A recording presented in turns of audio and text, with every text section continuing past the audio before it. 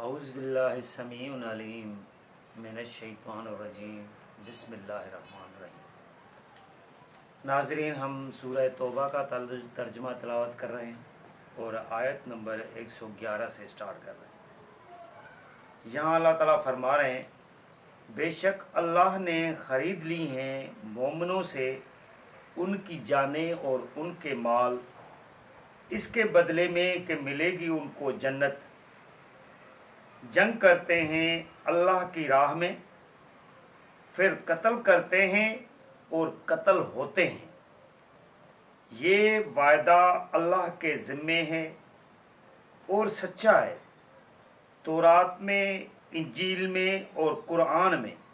और कौन है ज़्यादा पूरा करने वाला अपने अहद का अल्लाह से ज़्यादा। सो खुशियाँ मनाओ अपने इस सौदे पर जो तुमने ठहराया है अल्लाह के साथ, और यही है कामयाबी बहुत बड़ी। यानी इस आयत में अल्लाह ताला फरमा रहे हैं कि अल्लाह ने मोमिनों से जन्नत के बदले में उनकी जानें और उनके माल, यानी दौलत जो उनके पास है, वो जन्नत के बदले में ख़रीद ली हैं। आप अल्लाह की राह में अपनी जान दोगे, माल दोगे, तो इसके बदले में अल्लाह ताला आपको जन्नत अता करेंगे। ऐसे नहीं कि खाली बस कलमा पढ़ाए और आपको जन्नत मिल जाएगी। अल्लाह की राह में काम करना पड़ेगा। फिर आगे अल्लाह ताला फरमा रहे हैं कि ये लोग जो हैं मोमिन, ये कत्ल करते हैं और कत्ल होते हैं। यानी अल्लाह की राह में लड़ते हैं तो काफरों के हाथों कत्ल होते हैं और फिर काफरों को कत्ल भी करते हैं। दोनों तरफ से अल्लाह ताला आपको फायदा देगा। जितना काफरों को आप कत्ल करोगे, वो कत्ल के बदले में अल्लाह ताला आपको जन्नत देंगे। और अगर जंग के दौरान आप कत्ल हो गए तो भी अल्लाह ताला के जिम्मे है कि अल्लाह ताला आपको जन्नत अता करेंगे। फिर अल्लाह ताला आगे फरमाते हैं, ये वायदा सिर्फ आपसे नहीं है, तौरात में भी हमने इस तरह का वादा किया है जो मुसलमान हुए, जो हज़रत मूसा को मानने वाले थे। इंजील में भी हमने यही वादा किया था जो हज़रत ईसा अलैहिस्सलाम के मानने वाले थे। और कुरान में भी अल्लाह ताला यही वायदा कर रहे हैं जो हुज़ूर सल्लल्लाहु अलैहि वसल्लम को मानकर मुसलमान होते हैं। यानी हर नबी को जो मानकर मुसलमान होता है, अल्लाह ताला उसकी किताब में उसको यही फरमाते हैं। इसीलिए किताब को फॉलो करना है कि किताब क्या कह रहा है। रिवायतों को छोड़ें। रिवायतें आपको कहीं से कहां भटका के रख देंगी। फिर आगे अल्लाह ताला फरमा रहे हैं, अल्लाह ताला से ज्यादा कौन है जो अपने वायदे को पूरा करेगा। फिर इसी आयत में अल्लाह ताला फरमा रहे हैं कि ये जो सौदा मैंने आपके साथ किया है कि आपकी जान और माल के बदले में आपको जन्नत अता करनी है, मैंने इस सौदे पर आप खुशियां मनाएं, खुश हो जाएं कि आपके अल्लाह ताला गुनाह गलतियां माफ करके अल्लाह ताला आपको जन्नत अता करते हैं, जिसमें आप हमेशा खुशियों में रहेंगे। आपके पास गम नहीं भटकेगा।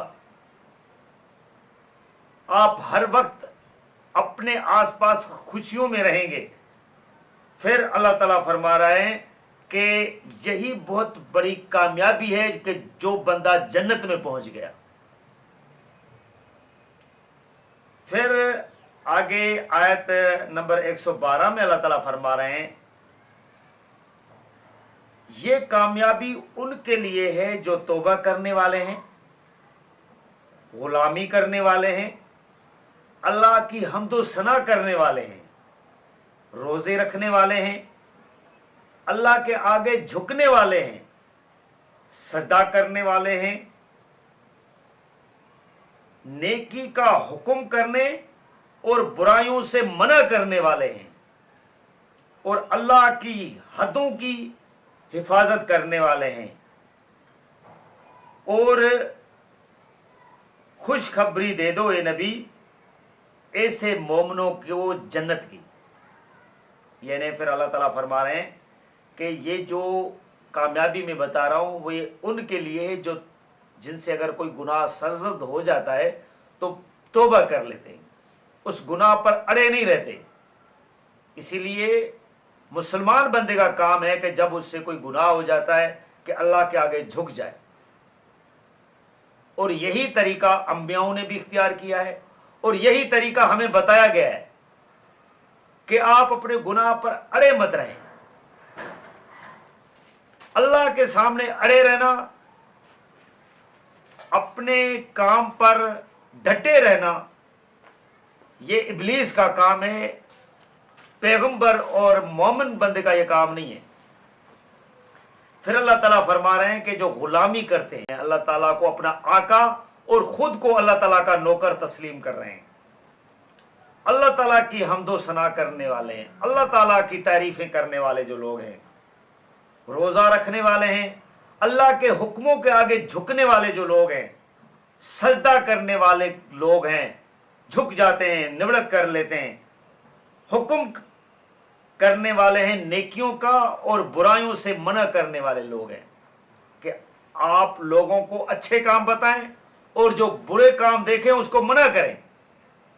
اللہ تعالیٰ یہی بتاتا ہے، اللہ تعالیٰ یہ نہیں بتاتا کہ برا کام دیکھو اور چپ کر کے کھسک جاؤ، نہیں، برائیوں پر لوگوں کو منع کرو کہ یار یہ کام برا ہے، ٹھیک نہیں ہے، یہ مت کریں، آگے والا مانے یا نہ مانے، لیکن ہر بندہ اپنی استطاعت ہوتے ہوئے جس کو جتنی توفیق ہو وہ اتنی توفیق کے تحت وہ کام کرے۔ یہ صحابیوں کے دور میں بھی اسی طرح تو یہ کام ہوئے تھے۔ آپ روایات پڑھیں گے تو آپ کا ذہن چکرا جائے گا کہ کوئی صحابی کس طرح کی روایت بتاتا ہے، کوئی صحابی کس طرح کی روایت بتاتا ہے۔ لہذا قرآن کو پکڑیں۔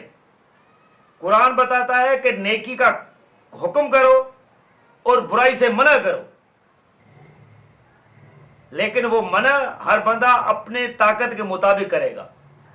جس کی طاقت ہوگی ہاتھ سے وہ ہاتھ سے روکے گا، جس کی طاقت ہوگی زبان سے وہ زبان سے روکے گا، جس کی طاقت نہ ہاتھ سے ہے نہ زبان سے ہے کہ پتہ چلے گا کہ یار اس کو زبان سے بھی روکوں گا تو لڑ پڑے گا، تو کم از کم دل میں برا جانے کہ یار یہ کام تو بہت بھیڑا کر رہا ہے لیکن کہے کونے سے،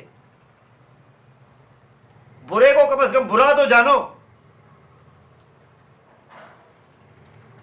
تو اللہ تعالیٰ فرما رہے ہیں کہ برائیوں سے منع کرو اور نیکی کا حکم دو اور اللہ کی حدود کی حفاظت کرو، یعنی اللہ تعالیٰ جس کام کے لیے منع کرتا ہے اس سے رک جاؤ، اللہ تعالیٰ کی حدوں کو پہچانو۔ پھر آگے اللہ تعالیٰ فرما رہے ہیں کہ ایسے ایمان والوں کو جو ایسے کام کر رہے ہیں ان کو خوشخبری دے دو کہ اللہ تعالیٰ ان سے راضی ہے۔ پھر اللہ تعالیٰ آگے 113 نمبر آیت میں فرما رہے ہیں، نہیں زیبا ہے نبی کے لیے اور ان لوگوں کے لیے جو ایمان لا چکے ہیں یہ بات کہ مغفرت مانگیں اللہ سے مشرکوں کے لیے، اگرچہ وہ ان کے رشتہ دار ہی کیوں نہ ہو، اس کے بعد بھی کہ کھل چکی ہے ان پر یہ بات کہ وہ جہنمی ہیں۔ یعنی اللہ تعالیٰ یہاں 113 نمبر آیت میں کھل کر بتا رہے ہیں کہ ایمان والوں کے لیے اور نبی کے لیے بھی یہ شان نہیں ہے، یہ زیبا نہیں دیتا کہ وہ اپنے مشرک رشتہ داروں کے لیے بھی اللہ تعالیٰ سے مغفرت مانگیں کہ یا اللہ ان کو بخش دو، جبکہ اللہ تعالیٰ نے بتا کے دیا ہے کہ مشرک جہنم میں جائے گا۔ جب اللہ تعالیٰ نے ایک فرمان نازل کر دیا ہے کہ مشرک جہنم میں جائے گا تو پھر آپ مشرک کے لیے دعا کیسے مانگ رہے ہیں؟ اللہ تعالیٰ اس آیت میں کھلے لفظوں میں نبی کو بھی بتا رہا ہے، مومن لوگوں کو بھی بتا رہا ہے۔ اسی لیے ہمارا کام ہے کہ جو ہمیں پتہ ہے کہ یہ مشرک ہے، یہ کام مشرکانہ کر رہا ہے، یہ کافر ہے، چاہے وہ رشتہ دار ہی کیوں نہ ہو، باپ کیوں نہ ہو، بیٹا کیوں نہ ہو، چچا کیوں نہ ہو، اس کے لیے ہم اللہ تعالیٰ سے مغفرت کی دعا نہیں مانگ سکتے۔ ہمیں قرآن یہی بتا رہا ہے. اسی لیے یا تو رشتہ داری کو دیکھو یا اپنے ایمان اور قرآن اور اللہ کے فرمان کو دیکھو. اگر آپ نے اپنے رشتہ دار کو دیکھنا ہے تو اللہ تعالیٰ آپ کو اس کے ساتھ رکھے. پھر اگر رشتہ دار آپ کو اتنا پیارا ہے تو پھر آپ لوگ بھی اس کے ساتھ جہنم میں جلو. اگر آپ کو ایمان، اللہ کا فرمان اور اللہ کا قرآن ان سے اوپر ہے تو پھر آپ کو اللہ کے فرمان کو سننا پڑے گا، کیونکہ اللہ کا فرمان یہی ہے کہ نبی کے لیے بھی اور ان لوگوں کے لیے جو ایمان والے ہیں، جو مسلمان ہیں، وہ مغفرت کی دعا نہیں مانگ سکتے مشرکوں کے لیے. اور شرک بالکل واضح اور کلیئر ہے. اللہ کے علاوہ آپ کسی سے بھی کوئی چیز نہیں مانگ سکتے، نہ اس کو مغفرت کا ذریعہ سمجھ سکتے ہیں. اگر ایسے کام کیے تو آپ مشرکوں کے لسٹ میں ہیں. تو اللہ تعالیٰ فرما رہے ہیں اگرچہ ان کے رشتہ دار بھی ہوں، اس کے بعد پہ کہ ان کے پر یہ بات کھل چکی ہے کہ جو مشرک ہیں وہ جہنمی ہیں، مشرکوں کو اللہ تعالیٰ نے جہنم میں بھیجنا ہے، تو پھر آپ اللہ تعالیٰ سے ان کی مغفرت کی دعا کیسے مانگ سکتے ہیں؟ پھر آگے آیت نمبر 114 میں اللہ تعالیٰ فرما رہے ہیں اور نہیں تھی دعائے مغفرت ابراہیم کی اپنے باپ کے لیے مگر اس وعدے کی بنا پر جو اس نے کیا تھا اس سے. لیکن جب کھل کر آ گئی ان کے سامنے یہ بات کہ وہ اللہ کا دشمن ہے تو وہ بیزار ہو گئے اس سے. بے شک ابراہیم بڑے نرم دل اور بردبار تھے. یعنی اللہ تعالیٰ فرما رہے ہیں کہ آپ حضرت ابراہیم علیہ السلام کا حوالہ نہیں پیش کر سکتے، کیونکہ حضرت ابراہیم علیہ السلام جاتے وقت اپنے باپ سے وعدہ وہ کر چکا تھا کہ میں اپنے رب سے آپ کے لیے مغفرت مانگوں گا، وہ میرے ساتھ اچھے ہیں. اس کو امید تھی کہ اللہ تعالیٰ میری بات رکھ لیں گے اور یہ مسلمان ہو جائیں گے. لیکن جب اس نے اسلام قبول نہیں کیا اور وہ بالکل اپنی بات پر اس کا والد اٹا رہا اور حضرت ابراہیم پر کھل گیا کہ یہ ابھی مشرکی رہنا ہے، اس نے اسلام کی طرف آنا ہی نہیں ہے، تو حضرت ابراہیم علیہ السلام ان سے پھر بیزار ہو گئے کہ میں نے آپ پر بہت ساری دعوتیں پیش کر لیں، آپ کو جتنا سمجھانا تھا وہ میں سمجھا چکا، ابھی آپ اسلام کی طرف رجوع ہی نہیں کر رہے ہو. تو اس وجہ سے حضرت ابراہیم نے بھی پھر دعا کرنا چھوڑ دی. پھر اللہ تعالیٰ فرما رہے ہیں کہ ابراہیم جو تھا بہت بردبار تھا، نرم دل تھا. اس وجہ سے اس ابراہیم کا آپ ہیلا بہانہ مت کریں. اور حضرت ابراہیم علیہ السلام کے حوالے سے جو باتیں حضور صلی اللہ علیہ وسلم ٹائم پہ بھی جو لوگ کر رہے ہوتے تھے اور آج کے لوگ بھی اگر یہ بات سمجھ کے کر رہے ہوں گے تو یہ آیت جو اس سے پہلے والی ہے 113 نمبر آیت ان کے لیے کافی ہے کہ وہاں حضور صلی اللہ علیہ وسلم کو اور مومنین کو اللہ تعالیٰ نے کلیئر کٹ بتایا ہے کہ آپ مشرکین کے لیے دعا نہیں مانگ سکتے، چاہے وہ آپ کا کتنا ہی رشتہ دار کیوں نہ ہو. پھر آگے آیت نمبر 115 میں اللہ تعالیٰ فرما رہے ہیں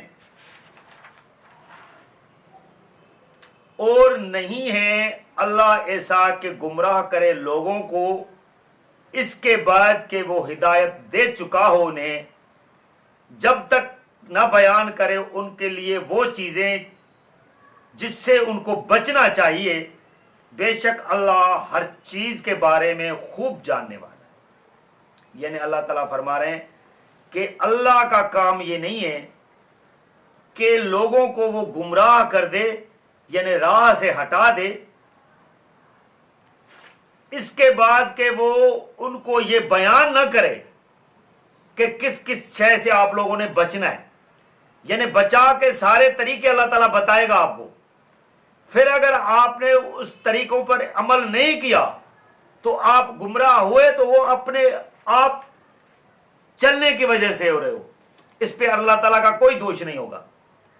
اللہ تعالیٰ نے اپنے احکام واضح کر کے بتانے ہیں، اسی لیے قرآن اپنے احکام واضح کر کے بتائے گا۔ جو لوگ سمجھ رہے ہیں نا کہ قرآن کو سمجھا نہیں جا سکتا، قرآن گمراہ کر دیتا ہے، قرآن گمراہ نہیں کرتا، لوگ خود گمراہ ہو جاتے ہیں۔ اللہ تعالیٰ کلیئر بتا رہا ہے کہ ہم نے احکاموں کو واضح بتانا ہے، اور واضح بتا دیں گے، پھر لوگوں کی مرضی ہے کہ وہ اللہ کے احکام مانے یا نہ مانے۔ تو اللہ تعالیٰ فرما رہے ہیں کہ اللہ تعالیٰ اپنے احکام واضح کر کے بتاتا ہے کہ کس چیز سے آپ کو بچنا ہے۔ بے شک اللہ تعالیٰ ہر چیز کے بارے میں خوب جانتا ہے، یعنی اللہ تعالیٰ کو پتا ہے کہ اللہ تعالیٰ کو کیا حکم دینا ہے اور کس طرح لوگوں کو بچنا چاہیے، کس سے بچنا چاہیے۔